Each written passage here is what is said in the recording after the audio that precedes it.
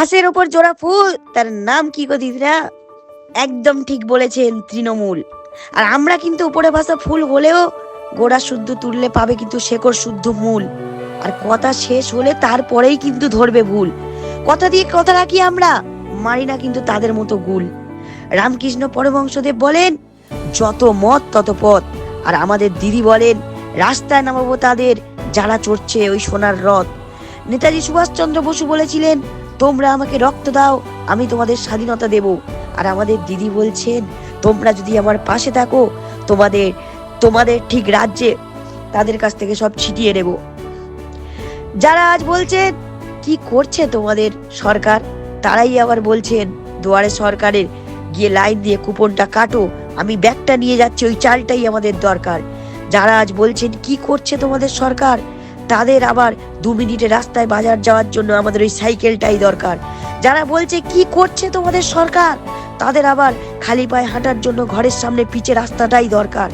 যারা বলছে কি করছে তোমাদের সরকার, তারাই আবার তার স্ত্রীকে বলছে, কি গো মাসের শেষ 1 টাকাও টাকা নেই, ওই লক্ষ্মী ভান্ডারের 500 টাকা তুলে এনে দাও, একটা বোতল দরকার। যারা বলছে কি করছে তোমাদের সরকার, তারা আবার তার বাবা মাকে ব্যাংকে নিয়ে গিয়ে লাইন দিয়ে বার্ধক্য ভাতার টাকা তোলাচ্ছে, মাসের শেষ সংসার খরচের জন্য অন্তত কিছু টাকা দরকার। যারা বলছে কয়েকটা মুসলিমকে নিয়ে চালাচ্ছ তোমাদের সরকার, তাদের বলবো, ভাই হসপিটালে ব্লাড ব্যাংকে গিয়ে দেখো, যে পরিবারকে সুস্থ করে আনছো যে রক্ত দিয়ে, সেই রক্তটা কার একটু জানা দরকার। আমরা একই বৃন্দে দুটি কুসুম, হিন্দু মুসলমান, হিন্দু তাহার নয়নমণি, মুসলিম তাহার প্রাণ। আর এই বাণীটা শুধু আমাদের মামাটি মানুষই চান।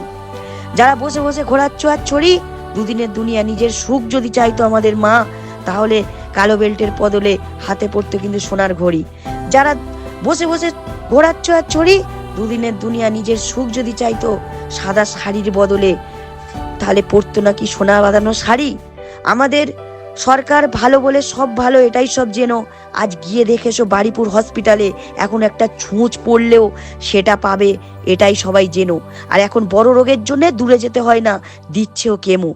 কি হলো, পুরীর মন্দির ধর্মের বিভেদ করে ঢুকতে দিতে দেরি?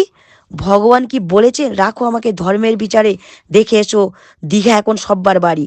গদ্দরের বাড়ি ঢুকতে, গদ্দরের নেতাদের বাড়ি ঢুকতে দেখি মাটির দেওয়ালে গদ্দরের চোখে চশমা আর বড় বড় দাড়ি।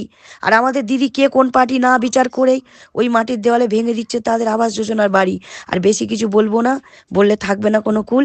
এবার বলো তো ফার্স্ট থেকে লাস্ট পর্যন্ত কোনটা ছিল আমার ভুল। আর এই হচ্ছে আমাদের তৃণমূল। জয় হিন্দ, জয় বাংলা।